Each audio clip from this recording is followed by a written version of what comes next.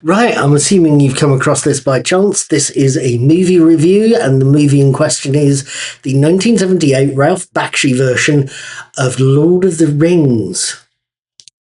And you thought there was no such thing, but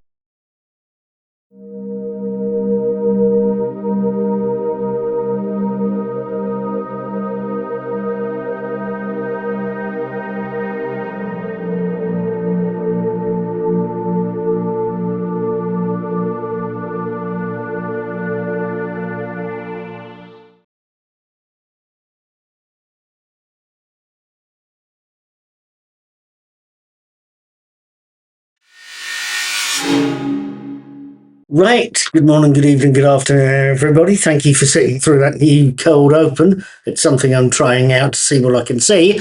Let me introduce myself. My name is Paul. I'm also called Knickknack. I do the daily teaser quiz. I write Knickknack's Old Peculiar, and I do the occasional TV and movie review.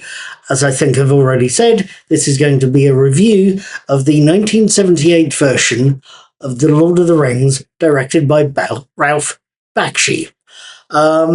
If it's not something you've seen before, it might be worth checking it out. Or at least that's what I'm trying to say with this video. Ralph Bakshi's version of The Lord of the Rings opens with the usual film company idents, ones that tell us this is a United Artists filmed and presented by a company called Fantasy Films. It then shifts after the opening credits to show us a narration that tells us how, many years ago, the elves made powerful magical rings that they gifted to others, but that the evil Sauron made a master ring, the One Ring, that would dominate all the others. It tells how, in the war between the forces of Sauron and the last alliance of men and elves, Prince Isildur defeated Sauron and took the ring, only to be killed by the last dregs of Sauron's army and to lose the ring in the process.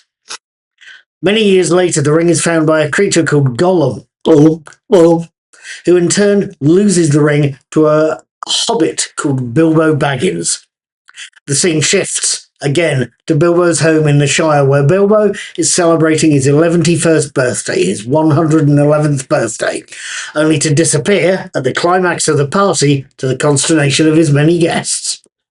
Little do they know that Bilbo has used the ring to get back invisibly to his home, Bag End, where he's saying his goodbyes, both to his old friend Gandalf and to the ring itself. So what did I make of Bakshi's animated version of The Lord of the Rings? Of something that leaves Tolkien's epic story unfinished? Of the look of a film that has issues but a hell of a lot of guts? Let's try and noddle our way through the look of this film, shall we?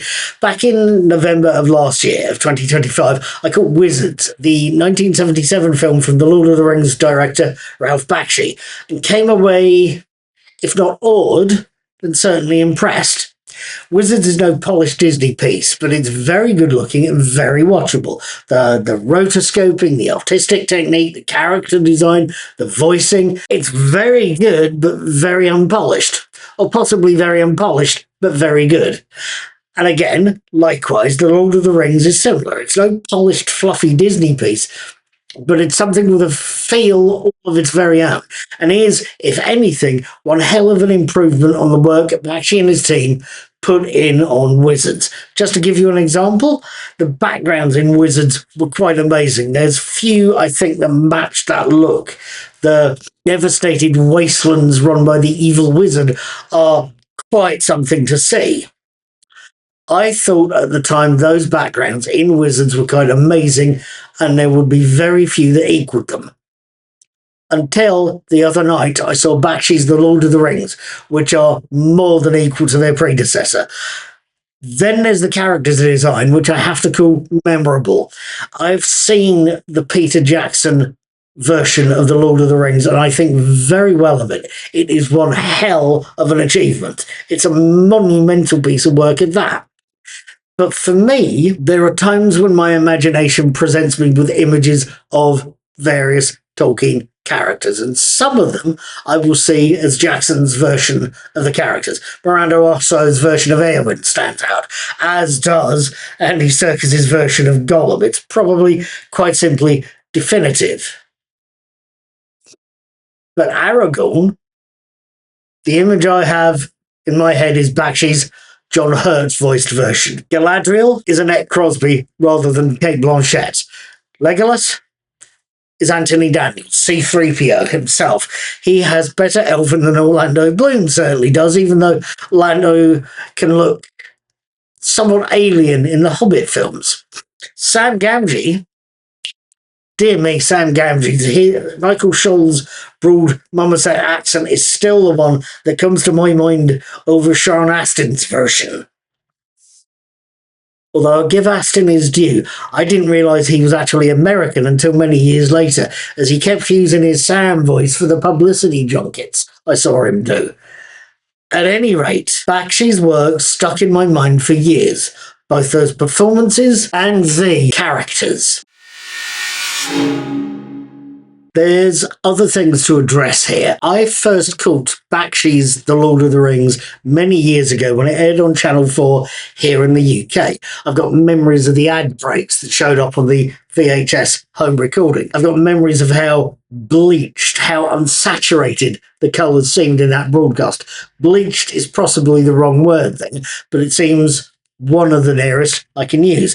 That lack of colour, though, was remedied in the Blu-ray version I got hold of. The colour palette used in the remastering process made this Blu-ray version look far more vibrant than the one I last saw.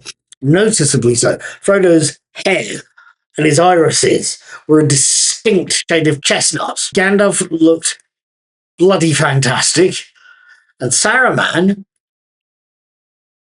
I could only appreciate the colours of Saruman the White's ironically red costume when I saw this Blu-ray. It is beautiful to look, even if it's red rather than white. The same goes for the Black Riders, although there's no irony there.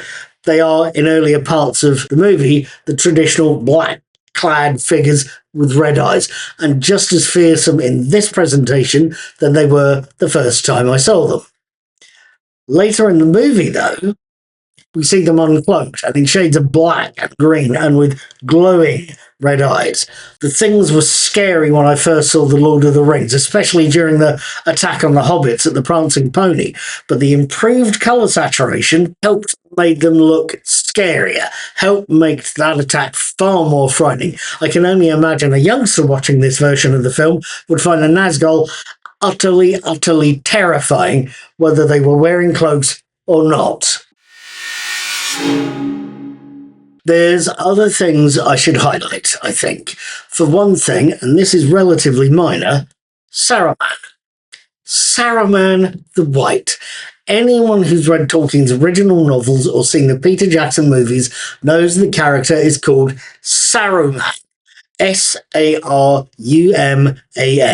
But there are a couple of occasions in this film where the character's called or referred to as Aruman. Aruman. Why they do that? I don't know, but it is very noticeable, especially if you've read the books or seen the Jackson films. The slightly more problematic issue is Gollum. Andy Serkis did one hell of a job playing Gollum in the Peter Jackson movies, not only serving as the motion capture model, but also as the voice artist. Now, while I think Serkis did a far better job as Ian Dury in Sex and Drugs and Rock and Roll, go read my review, his career-defining role as Gollum was both definitive and his making. It's by turns tragic, comic, menacing, schizophrenic, sympathetic, and utterly riveting. The problem I have isn't with Serkis's performance in the Jackson movies, but with Peter Woodthorpe's voice acting in the Bakshi version. From the little I know of professional acting, it's a competent, well-done performance. But to me, Woodthorpe sounds like cartoon caricature of a Jewish villain. He sounds like an exaggerating, caricatured version of Shylock or Fagin, characters who aren't exactly flattering in the first place. I feel that I should highlight that aspect because I'm highlighting what I feel is an unwanted anti-Semitic trope, as unwanted as having a white actor playing Othello. What do we do about it while learning from it? I don't know.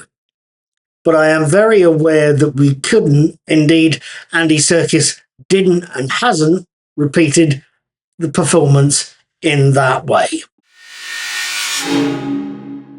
What else can I tell you? The ending. If you've not seen the Baxley version of the story, you may not know this, but it finishes at the Battle of Helm's Deep. In other words, the film ends halfway through The Two Towers, the second book of Tolkien's series, and halfway through the overall story.